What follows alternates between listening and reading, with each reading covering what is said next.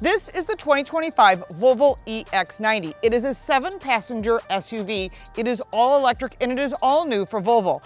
Now, if you've owned a Volvo in the past, you'll be very pleased with what you see. And if you haven't looked at one in a long time, you really need to see what they're offering. This is not just an electric vehicle, but it really has a lot of very special treatments to it, especially the audio system, the technology, and the safety, which is what Volvo is known for. One of the first questions people ask is, do I get that $7,500 tax credit? Yes, you do, because this vehicle is built in Charleston, South Carolina. They're going to build all the vehicles for the world except for China, which has their own plant. And that is good for us here in the US because you get your state credit as well as the federal tax credit, and not a lot of vehicles qualify at this point. So let's start with the front end of the car. It looks like a Volvo. And that Volvo logo is right here where all the safety is. And by the way, a little trick from Volvo, you see the arrow, which is part of their logo. That's where the latch is to open the front trunk, which is the frunk. And we'll talk about that when we talk about cargo space. Taking a look at the front of this vehicle, this is what they call Thor's hammer. It is the LED headlight signature that goes with Volvo. And it's segmented, and you'll see the same design cues in the back of the vehicle. Down below, you've got driving lights, very nice and clean. And if you saw this coming down the street, you wouldn't think it's anything other than a Volvo. And you're getting everything that Volvo offers, but in this case, it's all electric and 7-passenger. All EX90s ride on 22-inch alloy wheels. Really nice new design. I like the white mixed with the gray and the black. It's a really nice modern design, and they're all-wheel drive, and they also all come with 2 motors. But we'll talk about that in a second when we go under the hood, or in this case, under the frunk. So when you come along to the side of the vehicle, it looks no different than any 2-row SUV. In this case, it's 3 rows that fold down, of course. You've got your roof rails up here are black and a full glass fixed roof. And the reason they do that is because if it's a moving roof, then it weighs more. And this vehicle already weighs between 6,300 and 6,500 pounds. Overall, this vehicle is really nice and clean. The door handles go flush. And by the way, to unlock the vehicle, you use your phone. Your phone is your key. We've been using that the whole day we've been driving, and Al Vasquez and I, who have been riding together, have found it to be pretty easy to use. But if you want to use the key fob, you can do that too. One of the things that consumers want when they purchase an electric vehicle is they don't want it to be uncomfortable, unusual. And since we all drive gasoline-powered cars now, and many people do drive electric cars, Volvo has moved their charging port to here in the back, where you would usually think there would be a gas tank, because underneath is all the batteries. And this is 400-volt architecture, which charges from 10 to 80% in 30 minutes. And that's pretty darn fast, because that's the charging speed of an 800-volt architecture. So make sure to check that out before you make a decision on your electric vehicle, because this is something that will get you back on the road quicker. Coming around to the back, you've got your upper wing with your integrated third brake light and your wiper blade here. And you know what I'm going to say, that wiper blade needs to be tucked up underneath. It makes it more modern, more clean, and the wiper blade is expensive. It'll save you a few dollars down the road, especially if you live in icy country and you're scraping the back. You don't want to damage that wiper blade. So it is here. I'd like to see it tucked up underneath.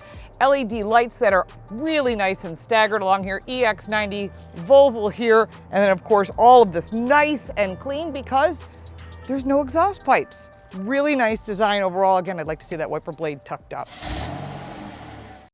The first thing you notice is when you open the door, there's these beautiful seats. This is wool, and it is recycled, and this is wonderful. They also offer another interior product called Nordico, which is made of pine oils and basically fossil fuels. I recommended to Volvo that they offer a real leather interior because that's truly a recycled material, because those hides would get thrown out, and a beautiful leather interior would certainly up the luxury, although I do like the Nordico as well as the wool. Seating surface is very nice. These are Bowers and Wilkins speakers, which are not just built into the headrest, but there are 25 speakers throughout the car, and they were designed with Abbey Road Studios, yeah, the Beatles, and they also do a lot of movies, and they have nothing but top quality audio. And I'm not an audiophile, but I'll tell you what, driving this vehicle and listening to the music, spectacular and worth going for a test drive just to listen to the audio system. Center console here is all made of recycled materials. Inside is normal storage. This is pretty much what you would expect, and there's storage underneath the center console as well. One center screen, 14.5 inches, a 9-inch screen here in front of you. Really easy to use, and overall, I was pretty impressed with my first look at the interior, especially with the ash, which is the wood that is here. It is a thin veneer, and behind it is LED lighting, and at night, it's pretty spectacular. Apple CarPlay and Android Auto are standard, and there also is 5G Wi-Fi connection. Getting into the second row, well, there's tons of room and it's all full flat floor, and that's because this is an electric vehicle. Storage nets behind each of the seats, climate control for both sides, as well as 3-stage heated seats and ventilation. And down below is 2 more USB-C charge ports. There are 6 in the entire vehicle, 2, 2, and 2 in the back. The armrest folds down. I'm not sure how long this is going to last because kids will climb on things. And then to open up for the cup holders, well, I'm not really pleased with this because I know how things go. I would rather see built-in cup holders, but this is what they designed. Overall, this seat can fold down, so it's 40-20-40 folding, but accessing the third row, well, that's pretty impressive. But the third row, there's many times when people want to get into the third row for whatever reason. Well, they made it easy by having 2 buttons right here, left and right side. Press these buttons, they fold down and they fold up, which is great because you never know what you're going to be putting in back or who's crawling in the third row. And then they also have a does it fit chart, which I think is pretty smart. The third row is always tight. Now these seats do slide front and back, good for child safety seats. The third row, well, like all third row SUVs, unless you're going to a full size like a Cadillac Escalade, they're going to be tight. There is cup holders as well as a slot for items. There is a vent here as well. And of course there's a light and a USB-C charge port. Under the hood are 2 engine choices, a 402 horsepower twin motor all-wheel drive powertrain with a 0 to 60 time of 5.7 seconds, or our test vehicle, the 510 horsepower twin motor performance model with 671 pound-feet of torque. 0 to 60 time is 4.7 seconds. Both vehicles have a 308-mile electric range, 30-minute DC fast charging, 10 to 80%, and that's with bi-directional charging as well, and you can get the charging system that Volvo will be offering as well. Underneath the car is a 111 kilowatt-hour underfloor battery that aids in lowering that center of gravity. This increases the stability of the vehicle and, of course, the handling. 1-pedal drive is standard, and that silent ride is all because it's all electric. This is the brand new Volvo EX90 for 2025. Whether you like electric cars or not, you need to take this one for a test drive. The first thing is it is a beautiful car, and if you own a Volvo product, you know what to expect. But if you don't, and you're thinking, you know, I need a 3-row SUV, I want something that's electric as first, second, third car, whatever it might be, the first thing you'll note is it is unbelievably quiet. Much like, not as quiet as a Rolls-Royce Spectre, which I've reviewed, but it's really quieter than the competitors, being like the KIA EV9 and the Mercedes EQS. This vehicle is really surprisingly quiet. They did a great job with that. I think that's one of the big things when you're driving. You want to be able to talk to the person next to you. In that case, it is my buddy Al Vasquez. You can follow him at Al Vasquez TV. He's the #1 Spanish YouTuber. He's got stuff on TikTok, all over social media. He's amazing, so check him out as well. I think one of the things I pick up right away from this vehicle is you don't feel you're walking into a foreign vehicle. You don't, like, you get in a Tesla and you're like, I gotta get used to this. When you get into the Volvo, you feel that European flavor that's missing from some of its German competitors. You got a 14.5-inch screen, vertically mounted, beautiful Google road maps. Everything is right here. If you want to download some of the other Google apps, you can do that very easily. There's a lot of interesting technology. We talked to the people from NVIDIA as well. They're doing the chips behind this, which also does the same chips for Tesla. So if you think it's all about the center screen, there's more to it. You don't want it too big, but you want it big enough that you can see with a glance. All your safety settings are here. Everything is here, including the glove box, which I'm not so thrilled about because I want to be able to get in the glove box, not have to hit a button. But very easy to use, extremely intuitive. You have a fixed bar here at the bottom that has your seat settings, and when you do press the button, see it's adjusting, that's pretty cool. You press the middle, you've got your adjustments for the seat as well as for massage settings, which are very nice. One thing you'll note right away is a 9-inch screen in front of you, which I do appreciate. The EX30 didn't have it, and those will be coming to the US in 2025 with a few changes, but you can change the screen in front of you to be more than just the speed. There's a layer of windows that you can press, and that will get you just the speed if you want that. It'll show you the navigation if you'd like to just have that in front of you.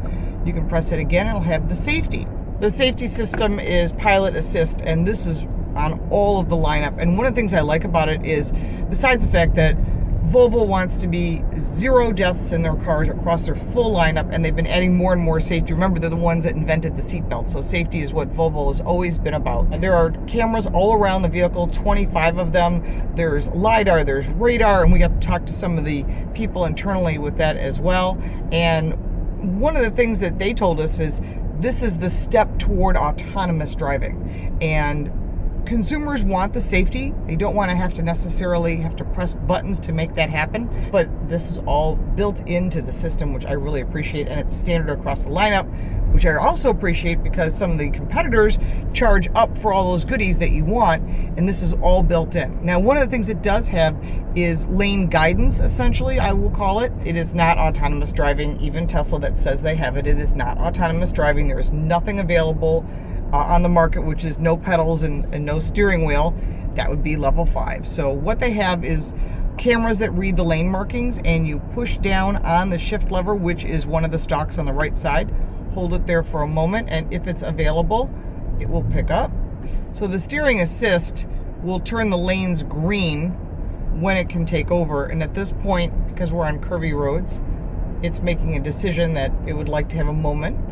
On the left stalk, you have your wiper blades. You also have your turn signals, of course, and your rear wiper blade. But overall, this vehicle is super easy to drive. I've driven a lot of electric cars, and this one is probably one of my favorites because of the fact that it was put together by car designers and not by someone who is trying to drive a toy, essentially, or an appliance or a utility.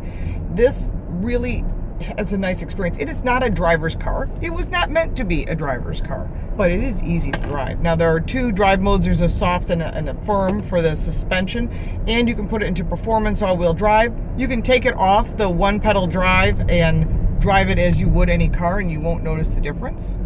Or you can put it into performance and one pedal and get the best of both worlds, which I do like. You can make it the way you'd like. So the Google-based software is really nice because we all use Google Maps. Overall, this vehicle does not feel like the size that it is. Typically, when you're driving a 3-row SUV, it feels like a large vehicle. I don't feel that. Did you feel that? No. It felt like a smaller crossover, so it had the European handling, I think. There is no rear view camera. However, visibility is excellent, and you can adjust the mirrors. Again, that's all in the center screen. According to the surveys and the reference from Volvo, they talked to a lot of their buyers, and they like everything in the center screen. Personally, I don't. I want a volume knob, which they do have in the center console right behind the wireless charging. There are 2 cup holders. The center console has a deep well that is available if you need it. Underneath that center console is more storage, as well as 2 USB-C charge ports. Also, really important to note, this beautiful white detail that's on the dash is actually ash. It is real wood. It's from a sustainable tree area that I guess they try to reuse as much as they can. It is illuminated, so it's a very thin veneer. Behind it is LED lights. There is real materials. It is not leather. There is real stitching. Overall, this is all about making this vehicle, but reusing as much as they can. That's part of their culture.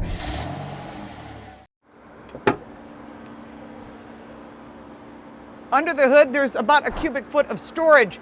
This is the front trunk area, perfect for storing an emergency kit or your charging cable. Behind the 3rd row, there is 13 cubic feet of cargo space. Fold down that 3rd row, and you have 36 cubic feet of storage. Fold down the 2nd row, and you're at 68 cubic feet of storage, which is a little bit less than that of the Kia EV9. But again, it depends what you're hauling. Is it people or is it stuff? I made some notes on some additional information you'd want to know about the EX90, especially if you're going to purchase one.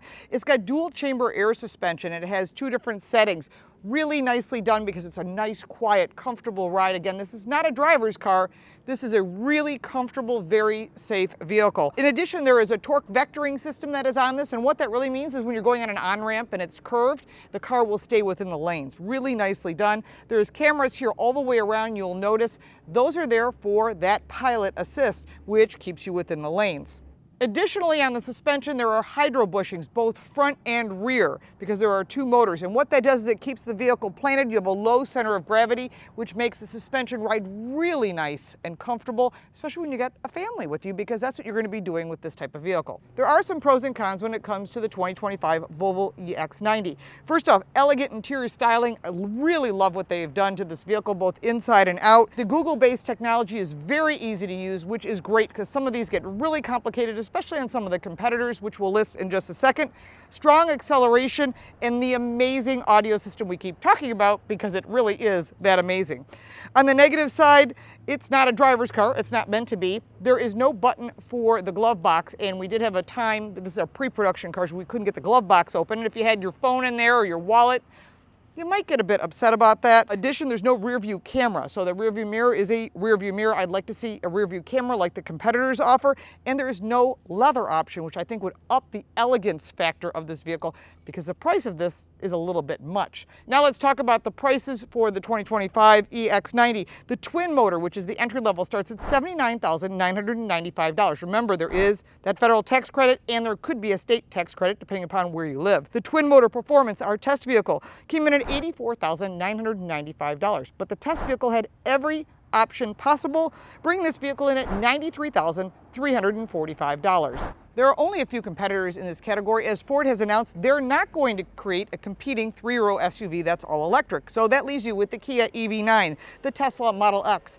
the Rivian R1S, and the Mercedes-Benz EQS. So if you are looking for a three-row SUV that's all electric, there are very few options, but this one is built in the US, which means you're going to get the tax credit. That's also true with Tesla, and it's also true with Rivian. Now, I'm sure you have some additional questions of this brand new vehicle. There's a lot to digest.